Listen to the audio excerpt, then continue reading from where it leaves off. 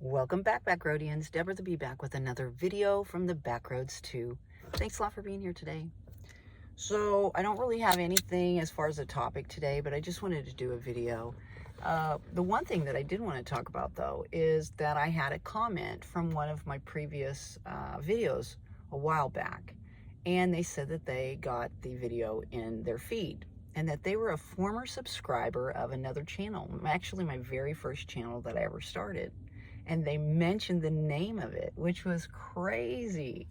Now that channel's not on anymore, and I thought I'd talk a little bit about that channel. You know, when I'm talking about it, I smile very much because the channel itself was like the first time that I ever tried to do anything like this. My background is radio and television broadcasting. That's what I went to school for, but an emphasis on radio because I really love music.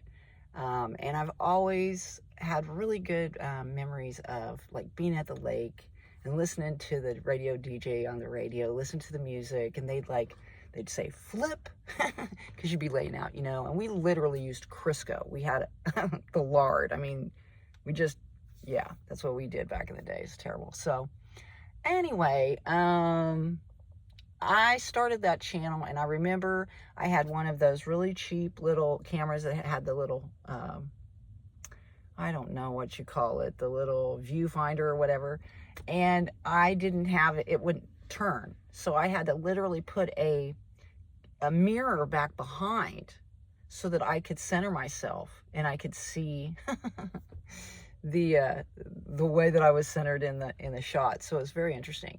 Remember my very first video, it was a 10-minuter, and as I called it, and I rehearsed and practiced and rehearsed and practiced, and there were so many points that I wanted within that 10 minutes, and I wanted it to be as professional as possible.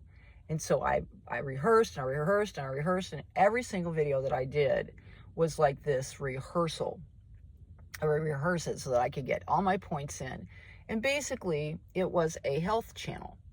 And there were the 4 F's: family, food, fitness, and fun. And so I was a raw vegan then.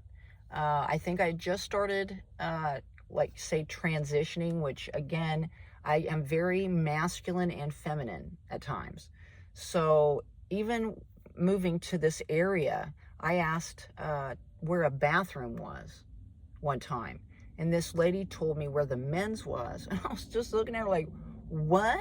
Why would you? And I asked her, and she ignored it. I think it embarrassed her. She was an older woman, and I think it embarrassed her that I was calling her out for this. I don't know, you know, and I don't want to really get into any of that because I'm down with all of that. I mean, you know, as long as you're not hurting anyone, you know, as long as you're not breaking laws, as long as you're, you know, not necessarily, because I mean, I don't really have a problem with public, you know, shows of affection. I'm not really, unless you're not, you know, completely going for it, you know what I mean, in front of everybody. But I'm just saying, I really don't have a problem with that. And I get along with everyone. And I try to treat everyone with respect.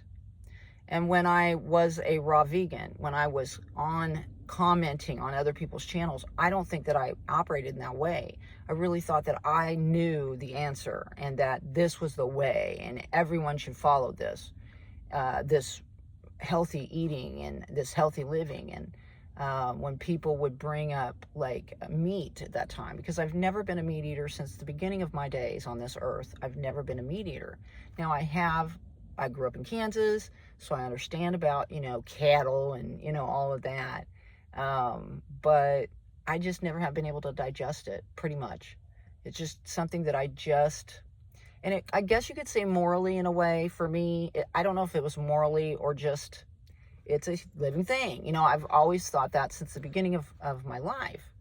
And so anyway, I focused on juicing, on fresh living foods. I was watching other channels at that time. I don't think that I was like adopting or stealing their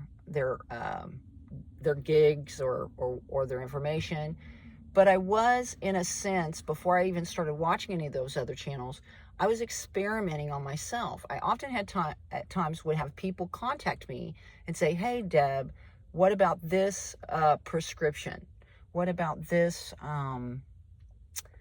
oh, this food or this type of living. And basically somebody's walking by, so I'm like, I'm trying not to talk. My voice carries, so anyway, hold on a second. I would, if I didn't have the answer for them, if I couldn't find it on Google, let's say, I would then guinea pig on myself to see how it worked with me. Now, I know now that each one of us has a different physiological makeup. And so basically, you know, what works for me may not work for you. But I did see some things that actually worked across the board, right? So those were the things that I kind of experimented on. And oftentimes they were very positive. So anyway, that was my channel, and I was trying to put my grandkids on it, and I was trying to show like free stuff that you can do with your kids or your grandkids. The food part, I was trying to share that with people, and juicing and things like Daterade, which you just put in a blender. You put some bananas in there, you put some dates in there. Make sure you take out the pits if it's not pitted dates. And you put maybe some cinnamon in there, maybe a bit of nut milk if you wanted to, or regular milk if you would like, or water sometimes. But it was called Daterade, and that was something that I definitely got from another raw vegan. During that time, people were experimenting with the raw veganism and trying out new ways of looking at it. And there were a lot of people that were straight up raw vegans, or fruitarians as they say. And I enjoy fruit. I enjoy vegetables very much as well. And I can live that way. It's just when you live that type of lifestyle, it's very much of a detox lifestyle. So you're detoxing all this previous sinful eating, let's say. So think of your car, right? And all the gunk that would accumulate within your car. And if you're going to fix your car, you're not going to leave that gunk in your car, right? You're going to get rid of it. So that's kind of the way that I looked at my body. I was getting rid of the gunk, but it is hard, y'all, to get rid of all that stuff. And oftentimes it comes out, you know, up here and down there, you know. So, and it's not a very aromatic, pleasant aromatic experience. I was fasting during that time. I was doing the master cleanse, and the longest I ever fasted was 28 days. I was going for the 40-day fast, but Easter came around, and I was making all these things for my family. And so, yeah, so I kind of eased out. But I don't really fast that much, other than maybe OMAD, 1 meal a day kind of a fast for myself. It's just living this way is not really optimal. And I do try to hydrate. I have 2 waters here, I have more waters back there. And that's what I'm going to be doing this week, because we have a big wig coming to work. I'm working more days now than evenings, and because of that. And then after that, after we get through this, we're going to go ahead and move on. Hopefully staying somewhat like a pinky toe in what I'm doing right now, but jumping with both feet into this other gig. So another thing about this reminding of this other channel was how different my life is now, as far as family being around and caring for others and my grandkids being a priority in my life.